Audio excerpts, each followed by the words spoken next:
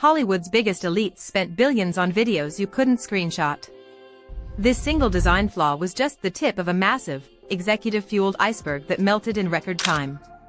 To understand how one of the biggest media launches in human history became a billion-dollar punchline, we have to travel back to 2018. The tech landscape was shifting, TikTok was beginning its global ascent, and two aging titans of industry believed they had cracked the code to the future of entertainment. Jeffrey Katzenberg was Hollywood royalty. As the former chairman of Walt Disney Studios, he had overseen the renaissance of animation, bringing the world blockbusters like The Lion King and Beauty and the Beast. Later, he co-founded DreamWorks, proving he could compete with the absolute best in the business. On the other side of the equation was Meg Whitman, a legendary corporate operator who had scaled eBay from a small, chaotic startup into a global multi-billion-dollar marketplace, before taking the reins at Hewlett-Packard. Together, they represented the ultimate convergence of Hollywood creative vision and Silicon Valley operational scale. Their thesis was simple. Millions of people spent their daily commutes staring at their smartphones, consuming low-quality user-generated content on YouTube or social media. Katzenberg argued that these people did not actually want cheap, amateur videos, they simply had no other choice. If someone offered them Hollywood-quality storytelling, featuring A-list stars, premium directors, and massive production budgets, designed specifically to be consumed in quick, 10-minute bites, they would gladly pay for it. They called this concept Quick Bites, which was eventually shortened to the catchy moniker, Quibi. Armed with nothing but a pitch deck and their legendary reputations, Katzenberg and Whitman went on a fundraising tour. In any normal venture capital environment, a startup without a working prototype, user testing, or proprietary distribution would face intense skepticism. But this was Jeffrey Katzenberg. He didn't just ask for money, he demanded it, and the world's most powerful media conglomerates scrambled to write checks. They raised a staggering $1 billion in their very first funding round.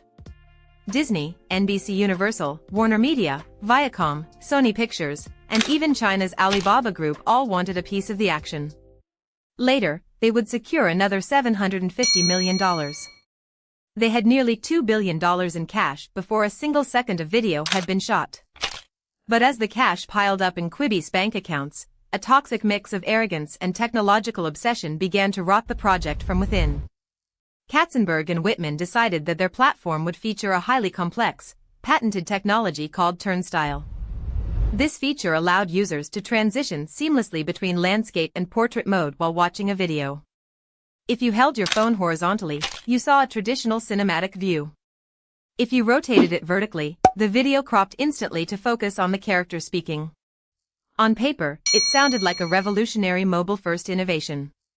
In practice, it was a production and financial nightmare. Directors could no longer just shoot a scene, they had to frame every single shot twice. Cameras had to be rigged to capture two completely different aspect ratios simultaneously. Editors had to cut two different versions of the same show, doubling the time and labor required for post-production. The technology was so incredibly complex that Quibi had to pay astronomical fees to production companies to offset the extra work.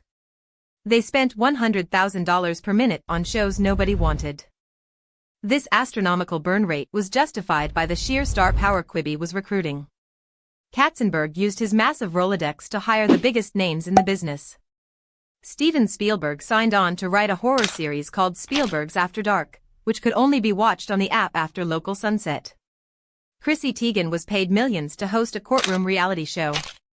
Liam Hemsworth and Sophie Turner starred in high-budget action thrillers. Idris Elba was hired to stunt drive cars. Billboards went up across every major city, and a massive $5 million ad spot was purchased for the Super Bowl. Quibi was treated not as a risky startup, but as an inevitable global phenomenon. Yet, beneath the glittering surface, the fundamental product design was completely disconnected from modern internet culture. In their obsession to protect their expensive, premium intellectual property, Katzenberg and Whitman made a fatal decision. They coded the Quibi app to actively block users from taking screenshots or screen recordings. If a user tried to capture a funny moment or a dramatic scene to share on social media, they were met with a completely black screen. This single decision effectively sterilized Quibi's marketing. In the modern digital era, memes, viral tweets, and TikTok reaction clips are the primary drivers of cultural relevance. By locking their content inside a digital fortress, Quibi ensured that their shows could never go viral. Nobody could talk about them because nobody could share them. The platform was a closed, sterile ecosystem designed by executives who did not understand how the modern internet actually communicated. Then came April 2020. Quibi was scheduled to launch to the public. But just weeks before the big release, the world ground to a sudden, terrifying halt. The COVID-19 pandemic swept across the globe, forcing billions of people into lockdown. Suddenly, the entire premise of Quibi evaporated. There were no daily commutes. There were no long lines at coffee shops. There were no idle moments waiting for the bus. Everyone was stuck at home, sitting feet away from their massive, high-definition television screens. They did not want to stare at a tiny smartphone screen to watch 10-minute clips.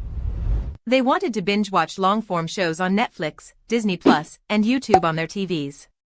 But Quibi had been built exclusively for mobile phones.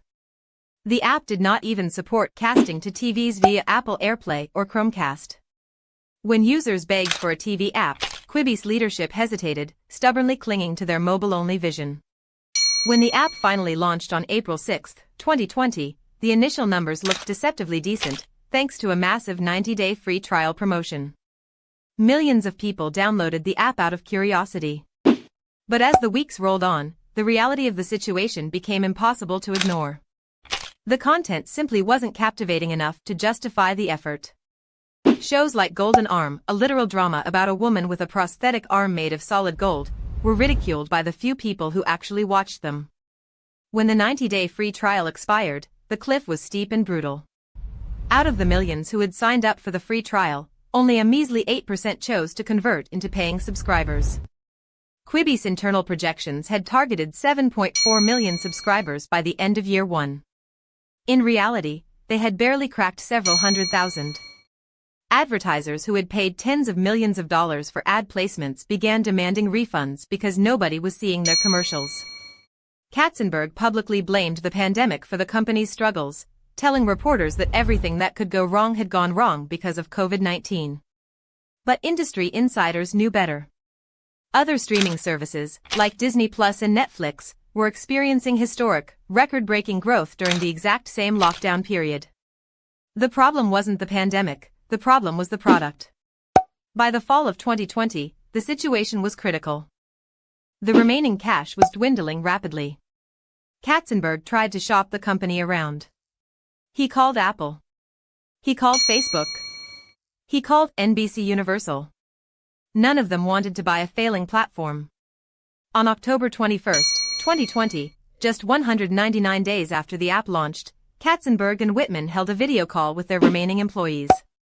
They announced that Quibi was shutting down. In a move that perfectly illustrated the bizarre, out-of-touch nature of the company's leadership, Katzenberg reportedly suggested that his newly unemployed, devastated staff listen to the song Get Back Up Again from the animated movie Trolls to lift their spirits. They had managed to burn through over $1 billion in less than 7 months, leaving behind almost no cultural footprint. The remaining assets and show catalog were eventually sold to Roku for a tiny fraction of their original production costs. If you want to understand how massive corporate egos can blindside even the smartest executives and completely destroy a brand, you should watch our deep dive into the spectacular collapse of Juicero next. Be honest in the comments. If you had been offered a free trial for Quibi, would you have kept using it, or was the mobile-only, short-form concept fundamentally dead from the start?